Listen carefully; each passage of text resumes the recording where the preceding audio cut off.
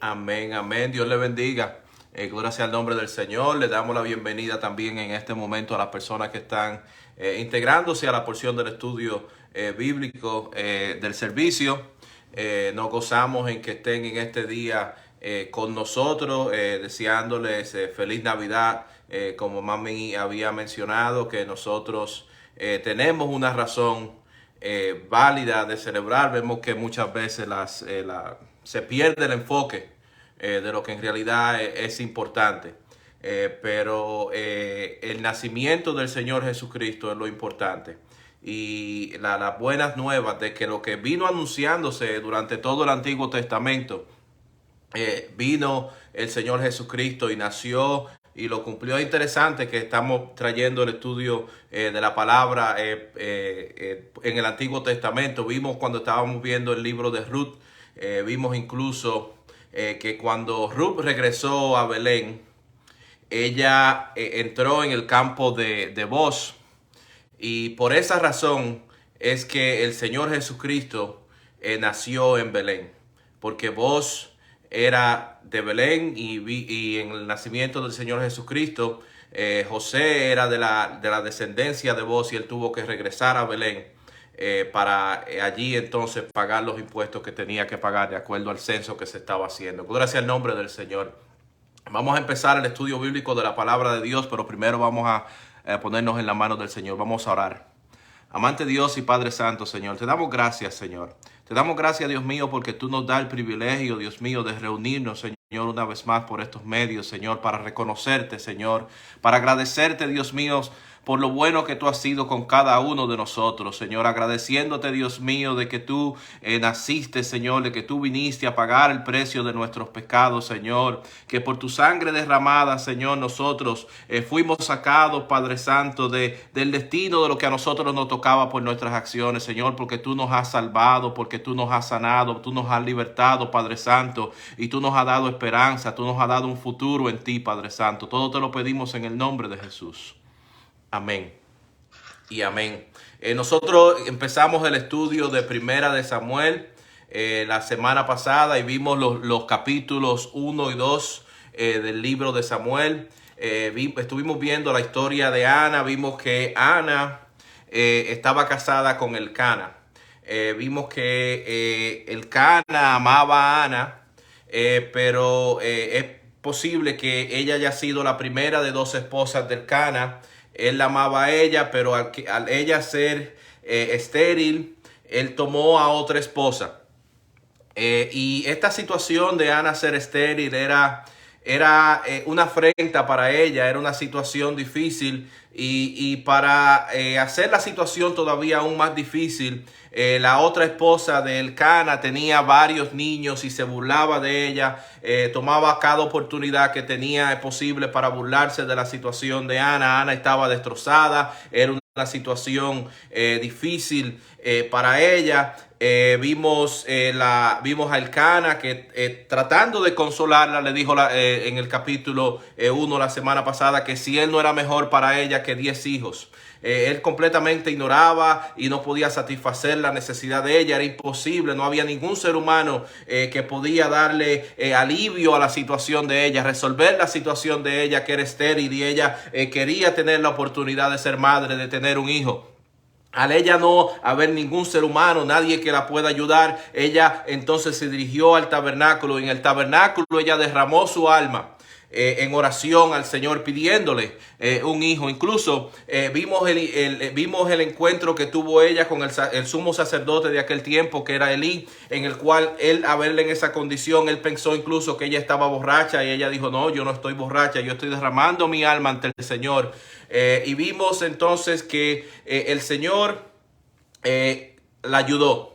El Señor la ayudó. Ella fue donde ella podía dejar sus cargas. Ella dejó sus cargas ante el Señor, como la enseñanza del Nuevo Testamento de Primera de Pedro capítulo 5 versículo 7, que dice: echando toda vuestra ansiedad sobre Él, porque Él tiene cuidado de vosotros. Vimos que ella en medio de esta situación, ella hizo una promesa, y la promesa que ella hizo le hizo a Dios es que si él le daba un hijo a ella, ella iba a dedicar ese hijo, lo iba a entregar al servicio al Señor. Vimos incluso que ella en su descripción dijo que no pasaría navaja por su cabeza, o sea que ella iba a hacer lo mismo que se hizo con Sansón, en el cual se hizo un voto nazareo. El no pasar navaja por la cabeza era una de las restricciones que había dentro del voto nazareo. Vimos que en el caso de Ana, que después que ella oró, vemos algo muy importante. Ella tenía una situación que estaba triste, pero después que ella oró, ella en realidad dejó todas sus cargas, se las dejó a Dios. Dice que ella no tuvo triste más. Ella no tuvo más tristeza. Y eso es porque ella dejó todas sus cargas, se las dejó al Señor. Muchas veces nosotros sufrimos de que tenemos una situación, se la presentamos al Señor, oramos, vamos donde Él y obedeciendo sus palabras, dejamos las cargas al Señor, pero cuando paramos la oración, cuando nos detenemos, entonces agarramos y tomamos las cargas y nos las llevamos con nosotros de nuevo. Tomamos las cargas que nosotros mismos no podemos cargar, que no tenemos solución de estas cargas, son muy pesadas para nosotros y las tratamos de arrastrar con nosotros. Pero vimos que ese no fue el caso de Ana. Ella le pidió al Señor y ella dejó sus cargas al Señor. Dice que ella no estuvo triste más, sino que ella le había dejado eso al Señor. Y vimos que después entonces ella quedó embarazada. Ella quedó embarazada y dio a luz un hijo y le puso por nombre Samuel. Le puso por nombre Samuel, que significa Dios ha escuchado. Y entonces vimos así como ella había prometido en aquella oración cuando ella estuvo en el tabernáculo. Vimos entonces que ella fue y dejó al niño a temprana edad para el servicio al Señor en el tabernáculo. Se dice que Samuel para aquel tiempo, cuando ella lo dejó en el tabernáculo, tenía entre 3 a 5 años de edad. O sea que desde temprana edad Samuel estuvo en el templo, él fue dedicado a Jehová.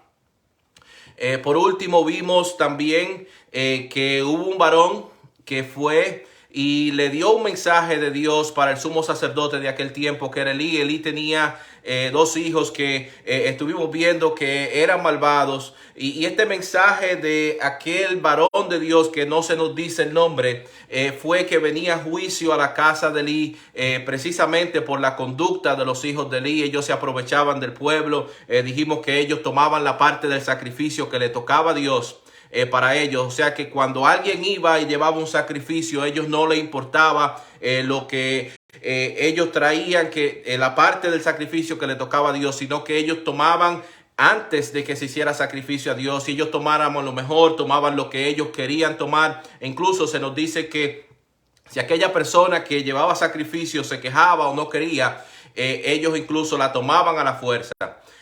Vimos también que ellos se acostaban con las mujeres que servían en el tabernáculo. Había ciertas funciones que las mujeres desempeñaban en el tabernáculo, en las que ellos ayudaban a los sacerdotes, y ellos se acostaban con las mujeres en el tabernáculo. Este varón de Dios, como dijimos que no se nos dice el nombre, vino con un mensaje de Dios para Elí, que venía a juicio para Elí y para su familia. Hoy vamos a seguir el estudio de Primera de Samuel y vamos a estar estudiando los próximos 2 capítulos, el capítulo 3 y el 4, con la ayuda de Dios. Dice la palabra de Dios en el primer versículo, dice: el joven Samuel ministraba a Jehová en presencia de Elí, y la palabra de Jehová escaseaba en aquellos días. No había visión con frecuencia. Esta frase que estamos viendo es una indicación de cuál era la condición del pueblo durante ese tiempo. Dice que la palabra de Jehová escaseaba durante ese tiempo. Nosotros sabemos que Dios siempre quiere hablarnos, está dispuesto a hablarnos. Pero muchas veces por nuestra condición, muchas veces por el pecado que hay, nuestros ojos están cerrados a lo que Dios está diciendo, a lo que Dios quiere que nosotros escuchemos. Nosotros no podemos ver lo que Dios está diciendo si no caminamos de acuerdo a la voluntad de Dios. En el día de nosotros vemos que abundan aquellos que dicen llevar profecías personales. Abunda eso en muchos círculos cristianos. Y la gente se ha llegado a pensar que solamente Dios habla de esa manera, que solamente Dios habla cuando viene alguien que se dice ser profeta o alguien que Dios usa y le da una palabra para decirle tal vez su futuro o algo así por el estilo. Pero no es así, aunque eso abunda en los días de nosotros, donde hay personas que se dicen que traen mensaje de Dios. Nosotros vivimos en la misma condición que vivía la nación de Israel en aquel tiempo, donde la palabra de Dios es escasa.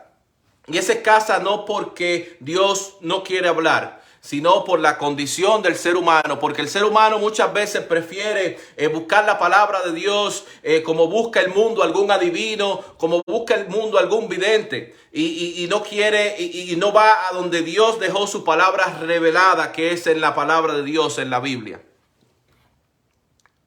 Dice el versículo 2 en adelante, dice: y aconteció un día que estando Elí acostado en su aposento, cuando sus ojos comenzaban a oscurecerse, de modo que no podía ver, Samuel estaba durmiendo en el templo de Jehová, donde estaba el arca de Dios. Y antes que la lámpara de Dios fuese apagada, Jehová llamó a Samuel, y él respondió: heme aquí. Y corriendo luego a Elí, dijo: heme aquí, ¿para qué me llamaste? Y Elí le dijo: yo no he llamado. Vuelve y acuéstate. Y él se volvió y se acostó. Vimos que Samuel había sido entregado al servicio de Jehová. Él vive en las facilidades donde está el tabernáculo. Cuando él escucha esta voz que lo llama tarde en la noche, él piensa que es Elí que lo está llamando. Él va donde Elí y Elí le dice: no, yo no te he llamado. Vuelve y regresa y acuéstate. Y vemos que eso también sucedió una segunda vez. También nos dice que eso sucedió y Elí le dijo la misma palabra. Le dice: yo no te he llamado, vuelve y acuéstate. Versículo 7 en adelante dice: y Samuel no había conocido aún a Jehová, ni la palabra de Jehová le había sido revelada. Jehová pues llamó la tercera vez a Samuel, y él se levantó y vino a Elí y dijo: heme aquí, ¿para qué me has llamado? Entonces entendió Elí que Jehová llamaba al joven. Y dijo Elí a Samuel: ve y acuéstate, y si te llamare, dirás: habla, Jehová, porque tu siervo oye. Así se fue Samuel y se acostó en su lugar. Vemos que se nos da una descripción de Samuel. Es posible, de acuerdo a Josefo, Samuel tenía 12 años. Hay otros comentaristas que dicen que él tenía entre 12 a 18 años de edad, pero él había sido dejado en el tabernáculo de temprana edad. Él había servido a Jehová en el tabernáculo de temprana edad. Él había escuchado la historia de sus padres acerca de la situación en la cual él nació, de que Dios obró milagrosamente para que él naciera de alguien que era estéril.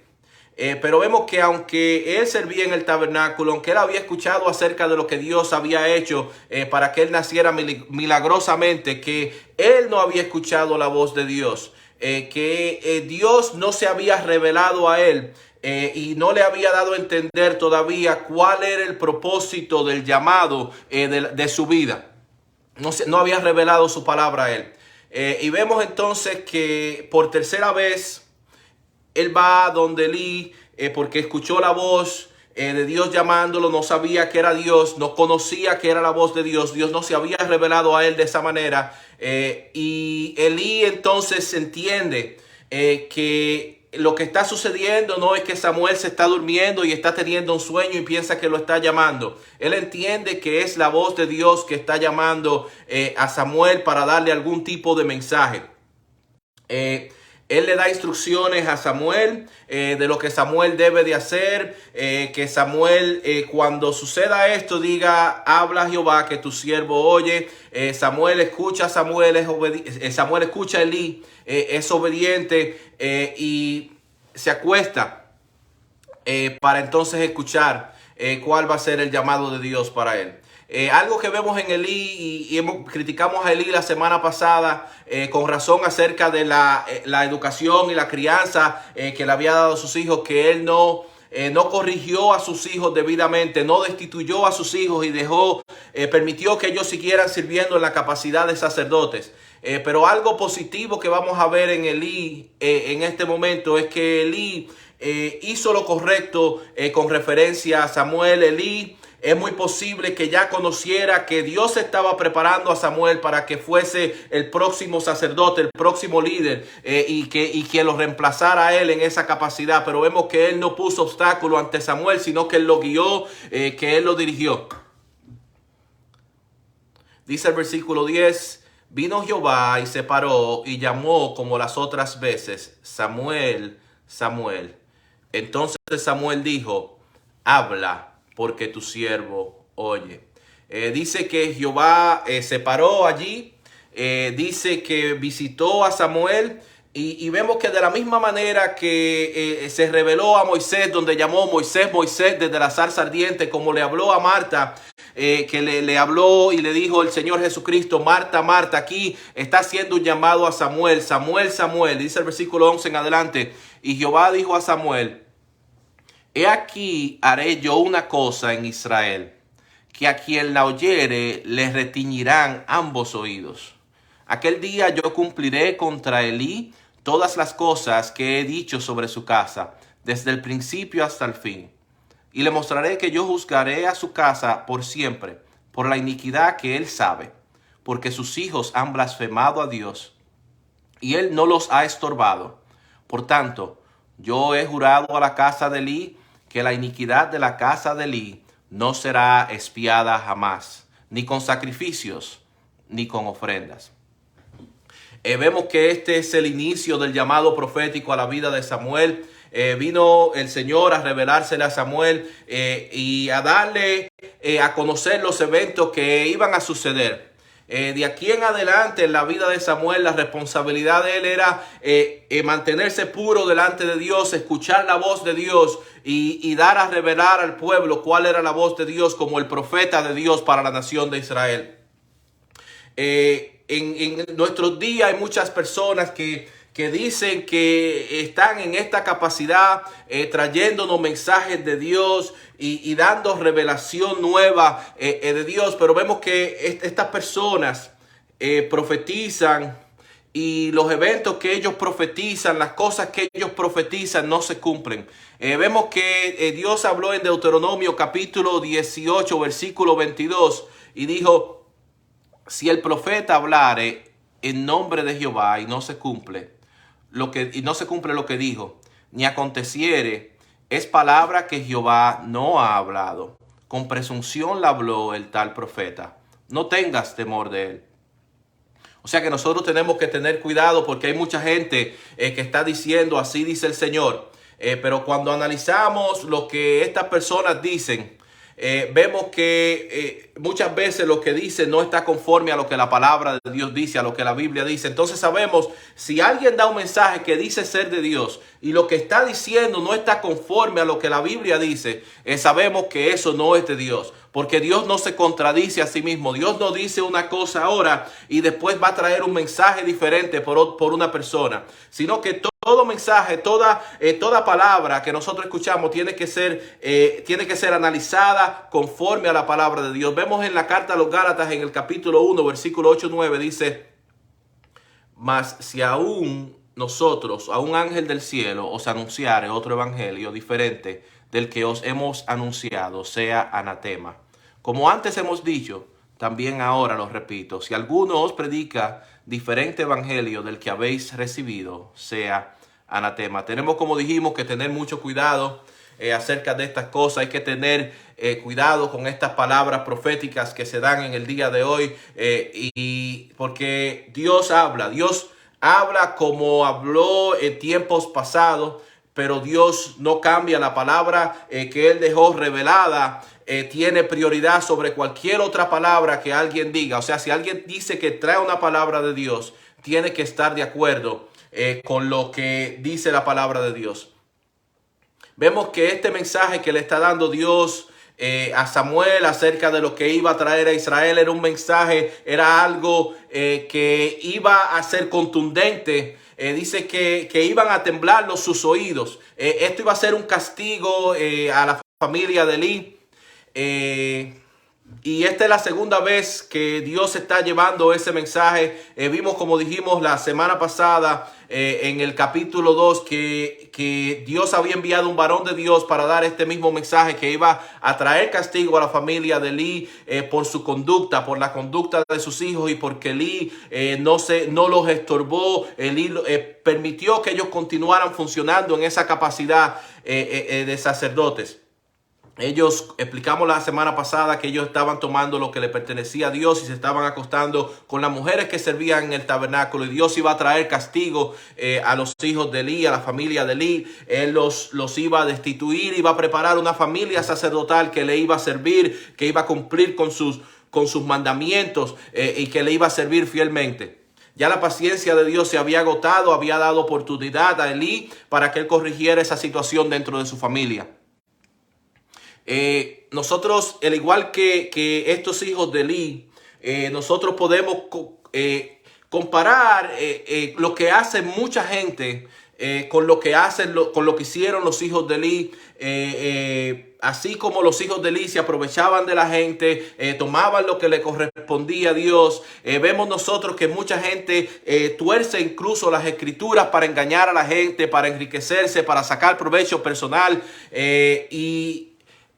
Podríamos preguntarnos nosotros que cómo puede ser que esto esté sucediendo, cómo puede ser que estas personas se levanten y hagan tanto daño al evangelio, porque incluso cuando alguien es engañado y abre sus ojos y se da cuenta de lo que ha sucedido, se opone después rotundamente a lo que es el evangelio, y uno se pregunta, podría preguntarse cómo es que Dios no ha intervenido, cómo es que Dios permite que esto continúe sucediendo. Pero nosotros sabemos que eso no va a suceder para siempre. Así mismo como llegó el tiempo que la paciencia de Dios se había agotado, que le había dado oportunidad y que iba a traer castigo a la casa de Elí, así mismo va a suceder. Vemos en segunda de Pedro capítulo 2 versículo 1 al 3, dice: pero hubo también falsos profetas entre el pueblo, como habrá entre vosotros falsos maestros, que introducirán encubiertamente herejías destructoras, y aún negarán al Señor que los rescató, atrayendo sobre sí mismo destrucción repentina. Y muchos seguirán sus disoluciones, por causa de los cuales el camino de la verdad será blasfemado. Y por avaricia harán mercadería de vosotros con palabras fingidas. Sobre los tales, ya de largo tiempo, la condenación no se tarda y su perdición no se duerme. Y vemos que este es el mensaje precisamente que ya Dios había enviado con aquel varón en el capítulo 2, el varón de Dios, y ahora le está dando ese mensaje a Samuel de lo que Dios iba a hacer, la condenación, el castigo que iba a traer a la casa de Elí. Y dice el versículo 15 en adelante: y Samuel estuvo acostado hasta la mañana, y abrió las puertas de la casa de Jehová, y Samuel temía descubrir la visión a Elí. Llamando pues Elí a Samuel, le dijo: hijo mío, Samuel. Y él respondió: heme aquí. Y Elí dijo: ¿qué es la palabra que te habló? Te ruego que no me la encubras. Así te haga Dios y aún te añada, si me encubres palabra de todo lo que habló contigo. Y Samuel se lo manifestó todo, sin encubrirle nada. Entonces él dijo: Jehová es, haga lo que bien le pareciere. Esto debe de haber sido una experiencia difícil para Samuel, pero en todo esto que estaba sucediendo con Samuel, era Dios preparándolo para el ministerio que Samuel iba a tener. A todo el mundo le gusta ser aquel que lleva buenas noticias, que trae noticias y mensajes agradables. Pero Samuel iba a ser llamado para llevar el mensaje de Dios al pueblo. O sea que él tenía que llevar el mensaje, tanto sea un mensaje agradable o tal sea un mensaje como en esta ocasión, que era un mensaje severo. Esto era difícil tal vez para Samuel porque aunque sabemos que Samuel conocía de lo que estaba sucediendo allí con los ojos de Elí, con los hijos de Elí, con la corrupción de ellos, pero es posible que Samuel haya tenido una relación estrecha con Elí porque vemos que Elí fue quien entrenó a Samuel en cómo debía funcionar él como sacerdote y cómo debía él servir a Jehová.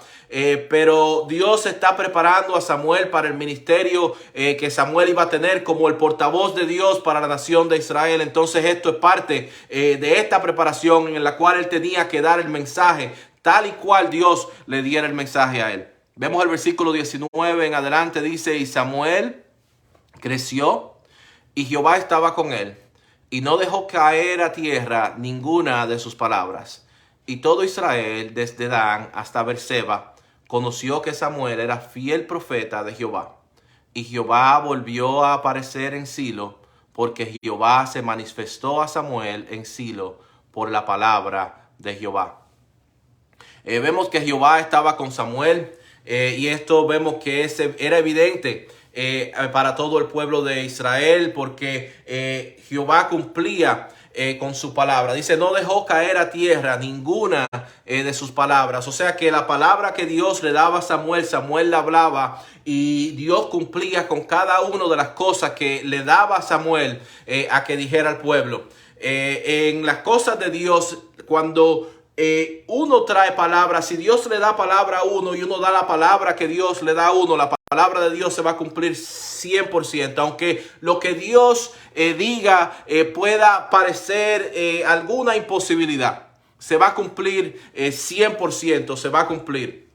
Y cuando estamos estudiando el Antiguo Testamento, en la historia del Antiguo Testamento, nosotros vemos ocasión y ocasión se repite, cómo Dios dio palabra de cosas que eran en el momento que Dios la dio y dijo que iban a suceder, que eran imposibilidades. En lo natural eran imposibilidades, pero ante Dios no hay nada imposible. Si Dios lo dijo, así mismo se va a cumplir. Y es 100% seguro que se va a cumplir. Cuando Dios le dio el mensaje a Noé, por ejemplo, le dio la palabra a Noé diciendo que iba a caer un diluvio y que todo ser viviente iba a morir, todo ser viviente que no entrara en el arca iba a morir. Le dijo que construyera un arca y vemos que Noé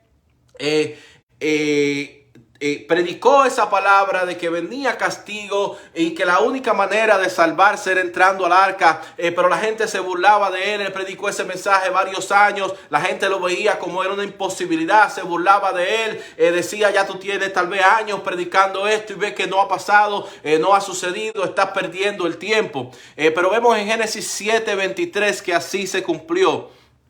Dice: así fue destruido todo ser que vivía sobre la faz de la tierra, desde el hombre hasta la bestia, los reptiles y las aves del cielo, y fueron raídos de la tierra, y quedó solamente Noé y los que con él estaban en el arca.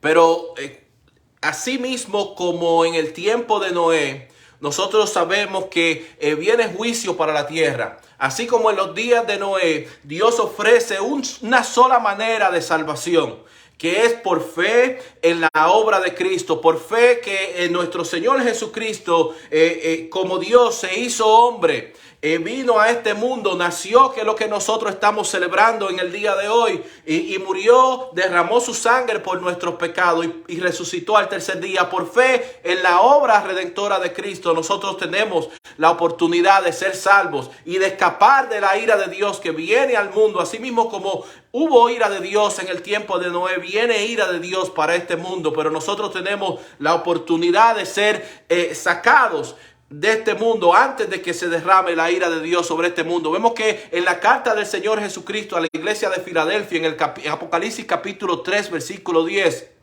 dice la palabra de Dios: por cuanto has guardado la palabra de mi paciencia, yo también te guardaré de la hora de la prueba que ha de venir sobre el mundo entero, para probar a los que moran sobre la tierra.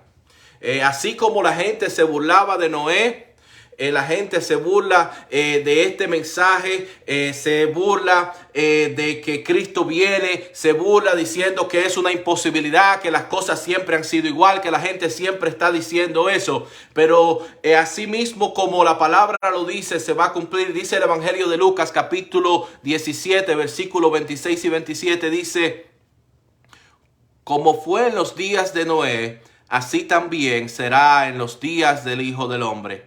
Comían, bebían, se casaban y se daban en casamiento hasta el día que entró Noé en el arca y vino el diluvio y los destruyó. Así como el llamamiento a Samuel de proclamar la palabra que Dios le daba para que él hablara, Dios ha llamado a cada cristiano, a cada creyente, a que proclame la palabra de la verdad, aunque parezca una imposibilidad, aunque nos apunten y se burlen como hicieron en el caso de Noé, porque nosotros sabemos que así mismo como vino juicio, vendrá juicio de nuevo. Dice, comenzamos el capítulo 4. De primera de Samuel, dice: y Samuel habló a todo Israel por aquel tiempo. Por aquel tiempo salió Israel a encontrar en batalla a los filisteos. Y acampó junto a Eben-ezer, y los filisteos acamparon en Afet. Y los filisteos presentaron la batalla a Israel, y trabándose el combate, Israel fue vencido delante de los filisteos, los cuales hirieron en la batalla en el campo como a 4,000 hombres. Vemos que este grupo de los filisteos se levantó en contra de Israel. Israel tuvo esta derrota de los filisteos y ellos en cierta manera van a culpar a Dios de esta derrota, pero Dios le había dado promesas a la nación de Israel, y eran promesas después que salieron de Egipto, estando ellos en el desierto, le había dado promesas, pero estas promesas eran condicionales, eran promesas que dependían de la obediencia de ellos. Esto lo vemos en Deuteronomio capítulo 11, versículos 26 y 28. Dice: he aquí, yo pongo hoy delante de vosotros la bendición y la maldición. La bendición si oyereis los mandamientos de Jehová vuestro Dios, que yo os prescribo hoy, y la maldición si no oyereis los mandamientos de Jehová vuestro Dios, y os apartareis del camino que yo os ordeno hoy, para ir en pos de dioses ajenos que no habéis conocido. La nación de Israel había desobedecido, y vemos que a consecuencia de la desobediencia de la nación de Israel, entonces ellos están siendo derrotados, están siendo oprimidos en realidad por los filisteos.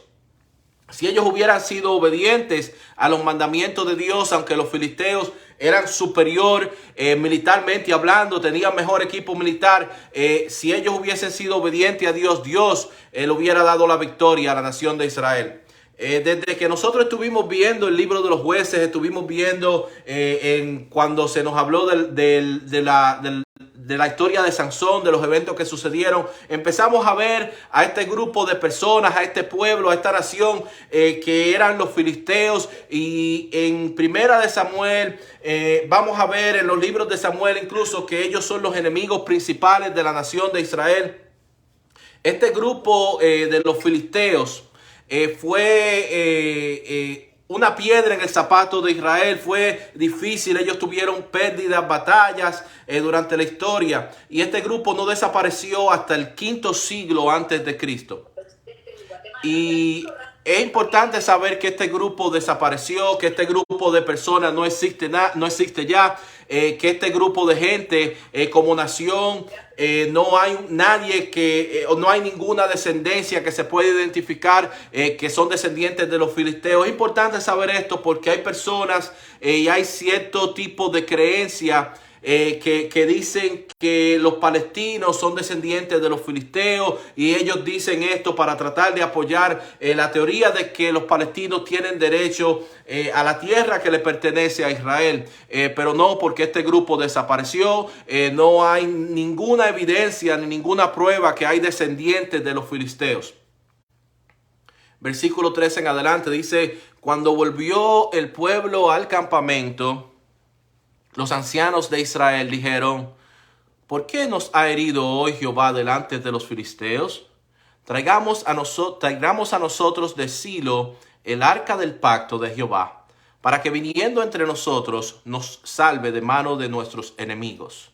Y envió el pueblo a Silo, y trajeron de allá el arca del pacto de Jehová de los ejércitos, que moraba entre los querubines, y los dos hijos de Elí, Ofni y Finés, estaban allí con el arca del pacto de Dios. Y aconteció que cuando el arca del pacto de Jehová llegó al campamento, todo Israel gritó con tan gran júbilo que la tierra tembló. Vemos entonces que después de aquella derrota que ellos tuvieron en contra de los filisteos, ellos habían perdido a 4,000 hombres en aquella batalla. Ellos pensaban ahora entonces, coordinaron este plan y pensaban que si ellos traían entonces el arca de Dios, el arca del pacto, que ellos tenían entonces la victoria asegurada. Ellos estaban poniendo su confianza en un objeto, o sea que estaban usando el arca como un tipo de superstición, un tipo de amuleto, o sea, un tipo de talismán o algo así por el estilo. Estaban poniendo su confianza en un objeto y no en el Dios de Israel. Ellos habían escuchado las historias de lo que Dios había hecho con el pueblo de Israel, con el arca. Ellos habían escuchado la historia de que cuando ellos salieron de Egipto, que los sacerdotes cargaban el arca del pacto, y según ellos pusieron sus pies en el río Jordán, las aguas del río Jordán fueron separadas y el pueblo entonces completo logró pasar en seco. Ellos habían escuchado las historias acerca de lo que Josué hizo en aquel tiempo, que con el arca del pacto en el hombro de los sacerdotes, ellos le dieron vueltas a la ciudad, a los muros de Jericó, y los muros de Jericó se cayeron cuando ellos hicieron esto. Ellos están pensando entonces ahora que si ellos hacen lo mismo, que si ellos llevan el arca del pacto de Dios, el arca de Dios, que ellos tienen la victoria asegurada.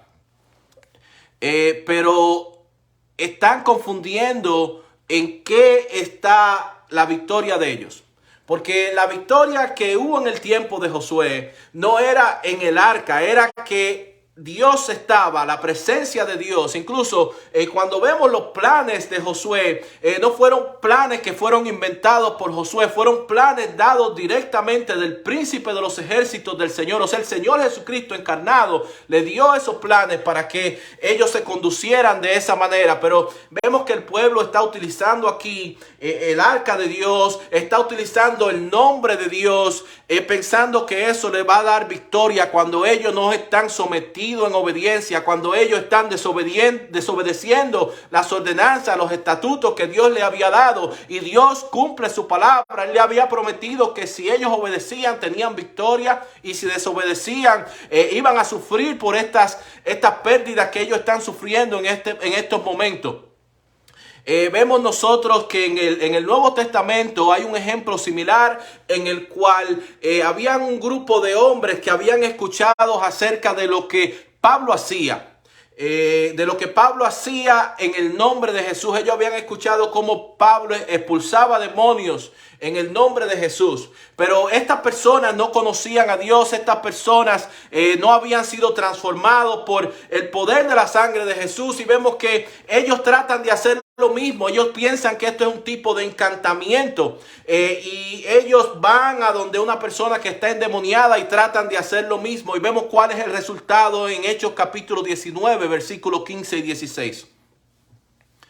Dice: pero respondiendo el espíritu malo dijo: a Jesús conozco y sé quién es Pablo, pero vosotros, ¿quiénes sois? Y el hombre en quien estaba el espíritu malo, saltando sobre ellos y dominándolos, pudo más que ellos, de tal manera que huyeron de aquella casa desnudos y heridos. O sea que el nombre de Jesús, el arca del pacto aquí que el pueblo está usando, no tiene ninguna relevancia si uno no está en obediencia, si uno no está caminando con Dios. Pero vemos que cuando ellos trajeron el arca de Dios, vemos que el pueblo se emocionó, leímos que hubo gran júbilo entre el pueblo, incluso se nos dice que prácticamente tembló la tierra, hubo una emoción grande. Pero aunque hubo emoción, aunque hubo alegría, aunque hubo júbilo, Dios no estaba en el asunto. Hay muchos lugares que hay mucha algarabía, que hay mucha gritería, que hay mucho movimiento, pero el que haya movimiento, el que haya algarabía no nos garantiza que Dios está en el asunto, que Dios se está moviendo. Si no hay sometimiento a la palabra de Dios, Dios no puede estar ahí. Si la palabra de Dios no está siendo predicada y está transformándonos nosotros, nuestros corazones, si no la estamos aplicando a nosotros, Dios no está en el asunto. O sea que si uno está así, en estas actividades, y si estamos poniendo nuestra confianza en estas actividades, nosotros estamos poniendo nuestra confianza en actividades que son vacías, en algo que no hay poder, en algo que Dios no está envuelto. Dice el versículo 6 en adelante. Cuando los filisteos oyeron la voz de júbilo, dijeron: ¿qué voz de gran júbilo es esta en el campamento de los hebreos? Y supieron que el arca de Jehová había sido traída al campamento. Y los filisteos tuvieron miedo porque decían: ha venido Dios al campamento. Y dijeron: ay de nosotros, pues antes de ahora no fue así. Ay de nosotros, ¿quién nos librará de la mano de estos dioses poderosos? Estos son los dioses que hirieron a Egipto con toda plaga en el desierto. Esforzaos, oh filisteos, y sed hombres, para que no sirváis a los hebreos como ellos os han servido a vosotros. Sed hombres y pelead. Pelearon pues los filisteos, e Israel fue vencido, y huyeron cada cual a sus tiendas, y fue hecha muy grande mortandad, pues cayeron de Israel 30,000 hombres de pie. Y el arca de Dios fue tomada, y muertos los dos hijos de Elí, Ofni y Finés. Vemos que ante esta algarabía, ante este júbilo, de lo que esta celebración, esta fiesta que tiene la nación de Israel antes de la batalla con los filisteos, vemos que los filisteos están escuchando lo que está sucediendo, y vemos que inicialmente ellos se intimidaron por lo que está sucediendo. Ellos definitivamente vemos que ellos habían escuchado de los eventos que habían sucedido cuando la nación de Israel salió de Egipto. Ellos no creen en el Dios de Israel. Vemos que ellos hablan acerca del Dios de Israel como dioses poderosos.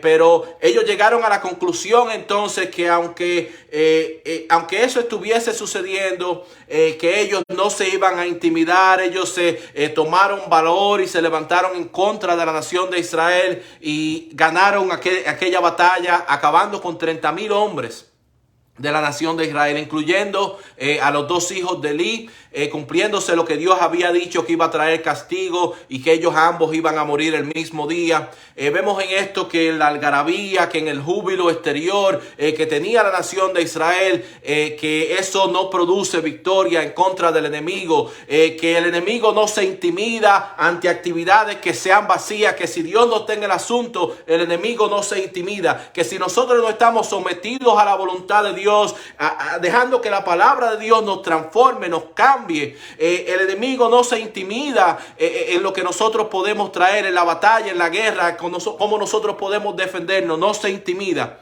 Vemos en Santiago capítulo 4 versículo 7 que nos explica cuál debe ser la condición de nosotros en contra del enemigo. Dice: someteos pues a Dios, resistid al diablo y huirá de nosotros. Esto no era lo que estaba sucediendo en el campamento de Israel. Ellos pensaban que por traer el arca del pacto, donde la presencia de Dios no se encontraba en ese momento, ellos pensaban que iban a tener la victoria en contra de los filisteos, y tuvieron una gran derrota. 30,000 hombres perdieron en aquella batalla en contra de los filisteos. Vamos a ver el versículo 12 en adelante.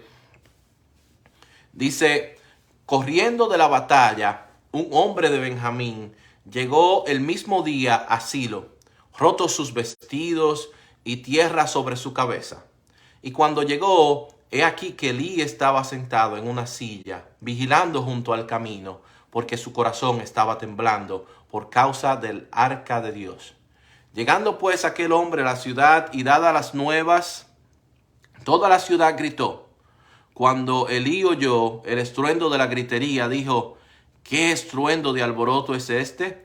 Y aquel hombre vino a prisa y dio las nuevas a Elí. Era ya Elí de edad de 98 años y sus ojos se habían oscurecido, de modo que no podía ver. Dijo pues aquel hombre a Elí: yo vengo de la batalla, he escapado hoy del combate. Y Elí dijo: ¿qué ha acontecido, hijo mío? Y el mensajero respondió diciendo: Israel huyó delante de los filisteos, y también fue hecha gran mortandad en el pueblo. Y también tus 2 hijos, Ofni y Finés, fueron muertos, y el arca de Dios ha sido tomada. Y aconteció que cuando él hizo mención del arca de Dios, Elí cayó hacia atrás de la silla al lado de la puerta y se desnucó y murió, porque era hombre viejo y pesado y había juzgado a Israel 40 años.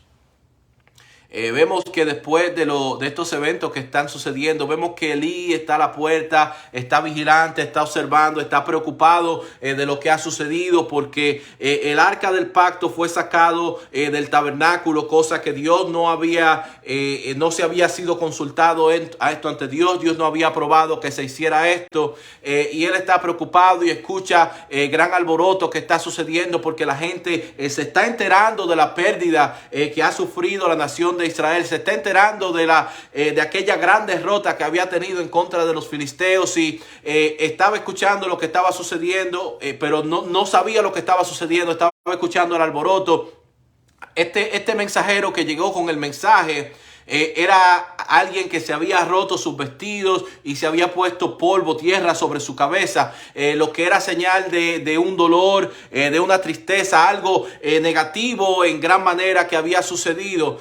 Pero Elí era medio ciego, Elí no sabía lo que estaba sucediendo, y tuvo que preguntarle qué sucedió. ¿Qué sucedió? Y esta ceguera que nosotros vemos de Elí, no era solamente una ceguera física, sino que de cierta manera él estaba dirigiendo y guiando la nación de Israel como el sumo sacerdote, como líder espiritual de la nación de Israel. Lo estaba guiando ciegamente. Y Jesucristo, en su confrontación con los líderes religiosos de su día, se dirigió y enseñó acerca de cuál era el resultado de que ciegos estuviesen guiando a ciegos. Y lo vemos en el Evangelio de Mateo capítulo 15, versículo 14. Dice: dejadlos, son ciegos, guías de ciegos. Y si el ciego guiare al ciego, ambos caerán en el hoyo. Y esto es precisamente lo que está sucediendo. Elí era de esa manera, que había guiado, dirigido a la nación de Israel, alguien que no tenía visión, alguien que estaba ciego. Su desobediencia y su falta de acción en la conducta de sus hijos lo había llevado a él hasta este estado. Como dijimos, él escuchó de los eventos que habían sucedido. Los filisteos habían derrotado a la nación de Israel. Le cuentan también que sus 2 hijos habían muerto. Esto era algo que ya él, me imagino que se puede haber sospechado, porque ya Dios había hablado en 2 ocasiones anteriores acerca de que sus hijos iban a perecer. Pero tal vez lo que él no se esperaba que iba a suceder era que el arca del pacto, el arca de Dios, donde moraba la presencia de Dios en el tabernáculo, iba a ser tomado. La palabra nos dice que cuando él escuchó entonces que el arca fue tomada, cuando él escuchó esta noticia, dice entonces que él se cayó hacia atrás y que se desnucó y murió. Es posible que esta caída haya sido producto de que le haya dado un infarto o algo así por el estilo. Pero vemos que al caer él se desnucó. Se nos dicen que él era pesado. Pero vemos aquí el cumplimiento de la palabra de Dios. Ya Dios le había dado a conocer que estos eventos iban a suceder con el varón de Dios que le fue enviado en el capítulo 2. También Dios le había dado este mensaje con Samuel en el capítulo 3. Y ahora Dios está haciendo cumplir su palabra.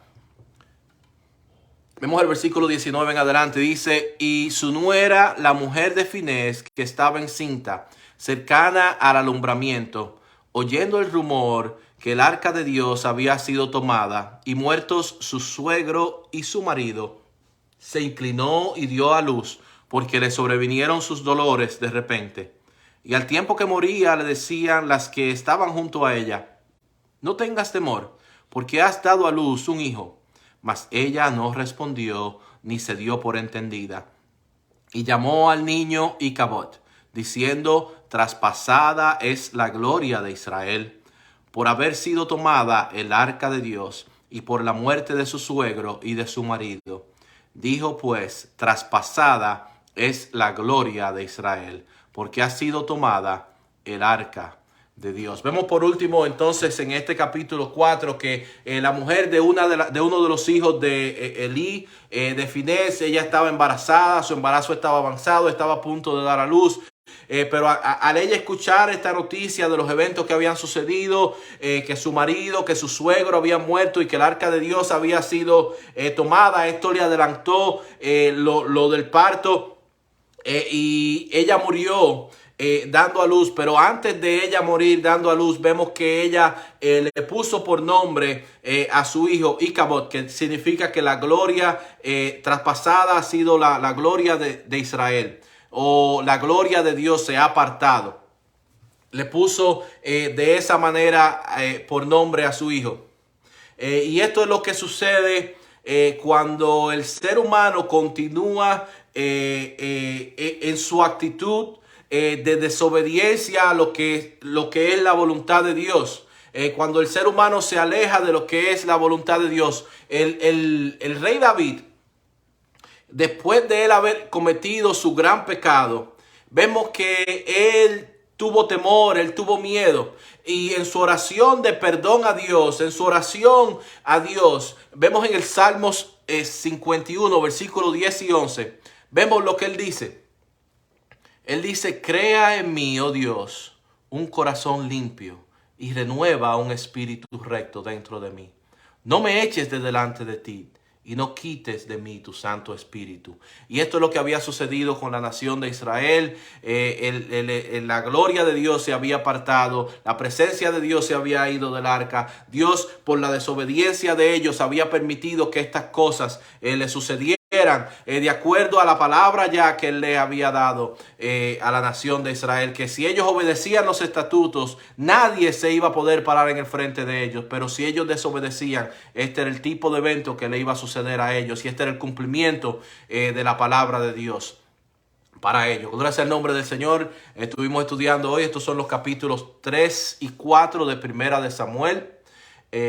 Vamos entonces con esto a terminar el estudio del día de hoy. Vamos a orar. Amante Dios y Padre Celestial, Señor, te damos gracias. Te damos gracias, Dios mío, porque tú nos has dado el privilegio, Señor, de reunirnos por estos medios para compartir tu palabra. Te pedimos, Dios mío, que tu palabra, Señor, haga el efecto con el cual tú la has enviado a nosotros, Padre Santo, Señor. Que tu palabra nos fortalezca, Padre Santo. Que tu presencia nunca sea parte de nosotros. Que nosotros caminemos contigo todos los días de nuestra vida, Padre Santo. Que nosotros pongamos énfasis, Padre Santo, en obediencia a tu palabra. En que tu palabra nos transforme, Padre Santo, y no salgamos corriendo detrás de toda corriente de revelación nueva, que no seamos engañados, Señor, por la corriente de este mundo, Señor. Fortalécenos en la fe en el Hijo, en tu Hijo amado, Padre Santo, que murió por nuestros pecados, Señor. Te damos gracias, Señor, todo te lo pedimos en el nombre de Jesús. Amén y amén.